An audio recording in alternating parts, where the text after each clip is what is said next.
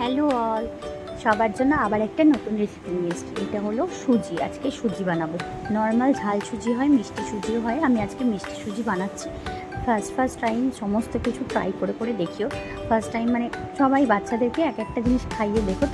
আমরাও যখন নিজেদের টেস্ট পছন্দ ভালো লাগাটা বলতে পারি, নিশ্চয়ই তারাও তাদের ফিল দিয়ে বোঝাতে পারে যে হ্যাঁ, এটা আমার ভালো লাগছে কি না। তো যেটাই খাওয়াবে টেস্ট করে দেখতে পারো, মানে একবার করে টেস্ট করিয়ে বাচ্চাদের দেখবি যে কেমন লাগে। যদি ভালো না লাগে তাহলে কন্টিনিউ করবো। আচ্ছা, আমি আজকে সুজি বানাচ্ছি। আমি আমার পরিমাণ মতন একটা পাত্রে সুজি নিয়ে নিয়েছি। আমি 1 চামচ দিই। তোমরা তোমাদের বাচ্চাকে পরিমাণটা খাওয়াতে খাওয়াতে বুঝে যাবে যে সে কতটা খেতে পারছে। তবে সব জিনিসে আমার মনে হয় প্রথমে অল্প অল্প দিয়ে শুরু করা উচিত। তারপরে সে যদি ভালো লাগে তখন তাকে তুমি আর কি একটু বেশি করে হলেও দিতে পারো। আচ্ছা, আমি সুজি দিয়েছি। সুজিটা না আমি কাঠখোলায় নেড়ে রেখে দিই, কারণ তাহলে আমার তাড়াতাড়ি করতে সুবিধা হয়। নাহলে ভাজতে অনেকক্ষণ সময় লাগে, তো অনেকটা ভালো করে ভেজে নিতে হবে। তোমার সুজিটাকে বেশ ভালো করে নেওয়ার পর দেখো আমি একটুখানি ঘি দিচ্ছি। আমি সকালে ঘি খাওয়াইনি ওকে কোনো ভাতের সাথে, তাই ওকে বিকালে সুজিটা দিই। মাঝে মাঝে ঘি দিই। সুজিটা ভাজলে বেশ একটু গন্ধ সুন্দর হয়, ফ্লেভার হয়, খেতে ভালো লাগে। তাই জন্য আমরাও যখন বড়রা সুজি খাই দেখবে একটু ঘি দিয়ে ভাজলে ভালো লাগে। এবার সকালে যদি আমি মানে সকালের কোনো খাবারে ঘি দিয়ে থাকি তাহলে বিকালে দিই না, বা আমি কোনো দিন ঘি ছাড়াও করি। এরকম নয় যে ঘি দিতেই হবে রোজ। যখন বর্ষার ওয়েদারটা যখন বুঝবে যে বর্ষা হচ্ছে, বর্ষাকাল, তখন একটু ভাবনা চিন্তা করে বাচ্চাদের খাওয়াবে। তো আমি অল্প ঘি দিয়ে বেশ ভালো করে দেখো নেড়ে চেলে লাল লাল করে ভেজে নিয়েছি। ঠিক আছে, আমি আগে থেকে কাঠকলায় ভেজে রাখি সুজিটা, তারপরে আমি খানিকটা ভেজে একটু ঘি দিয়ে নিই আর কি। মানে তাড়াতাড়ি হয়ে যায়, আমার সময়টা কম লাগে। তারপরে এবার আমি একটু পরিমাণ মতন জল দিয়ে দিয়েছি। ভালো করে ঘি দিয়ে ভাজা হয়ে গেল সুজিটা। এবার আমি একবারই পরিমাণ মতন জল দিয়ে দেবো।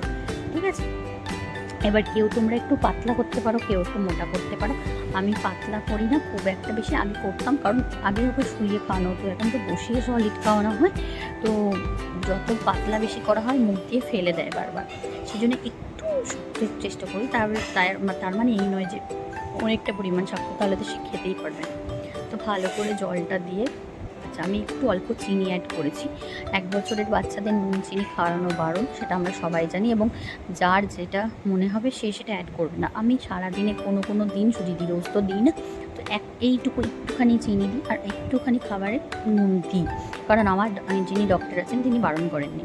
আমি 1/2 চামচ মতন ফর্মুলা মিল্কও অ্যাড করে থাকি, তাহলে তোমার খেতে ভালো হয়, বেশি একটু মানে টেস্টি হয়। একটু সুজিতে যদি দুধ দেওয়া হয় ভালো হয় না। তো ভালো করে মিক্স করে নেব। জলটা আমি প্রথমে দিই সুজিতে, জলটা যখন ফুটে ওঠে গরম হয়ে যায় তখন আমি এগুলো দিই। এবার একটু কাঠবাদাম গুঁড়ো আর একটু কাজু বাদাম গুঁড়ো দেবো। আমি না বাদামগুলোকে গুঁড়ো করে কাঠখোলায় ভেজে রেখে তোমার গুঁড়ো করে রেখে দিয়েছি, যাতে দিতে সুবিধা হয়। আর মাঝে মাঝে আমি এমনি হামাল দিস্তা আছে সত্যি, সেটাতেও দেখাবো একদিন। মানে ইনস্ট্যান্ট আমি পেস্ট করেও দিতে পছন্দ করি, যে একবারে ঠুকে গুঁড়ো করে। কিন্তু সেটার থেকে এটা যদি আমি মিক্সিতে গুঁড়োটা করি, তাহলে দেখেছি ওর ভালো মেল্ট হয়ে যায়, জিনিসটা মিশে যায় খাবারের সাথে, দিয়েও খেতে বেশ ভালো মানে পারে আর কি। তো ওই জন্য মাঝে মাঝে আমি গুঁড়ো করে দিই, সেটাও একদিন দেখাবো।